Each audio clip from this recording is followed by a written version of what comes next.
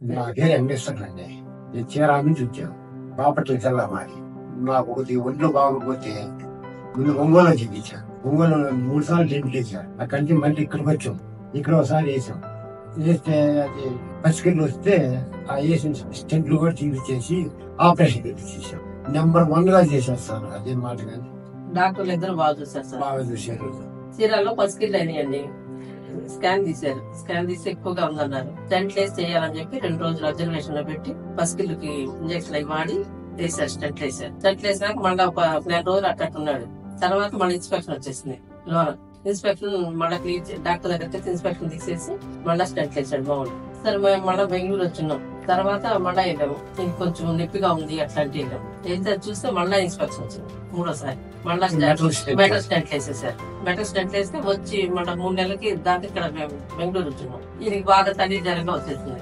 వస్తే వేరే హాస్పిటల్కి వెళ్ళాం. చిన్న హాస్పిటల్కి వెళ్తే ఇక్కడ కాదు పలానా డాక్టర్ దగ్గరికి వెళ్ళండి, మెడికల్ హాస్పిటల్కి వెళ్ళండి అన్నారు. మేము వచ్చాము.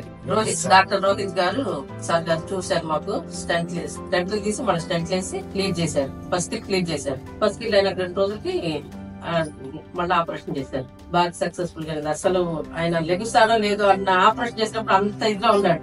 ఎందుకు చేయించామా అన్న బాగా వేసేసింది. చూస్తానికి 15 రోజుల్లో బాగా రికవర్ అయిపోయాడు. కుట్లు కూడా బాగా మాడిపోయి ఆయన వేసి తిరగటం అన్నీ చేసుకుంటాడు. ఇబ్బంది లేదు. కానీ పెద్ద ఆపరేషన్ అది బాగా ఇక్కడ పెద్దదే ఆపరేషన్ అని చెప్పి బెంగళూరులోనే చేయించుకున్నా చెప్పారు. మేము ఇప్పుడే కాదు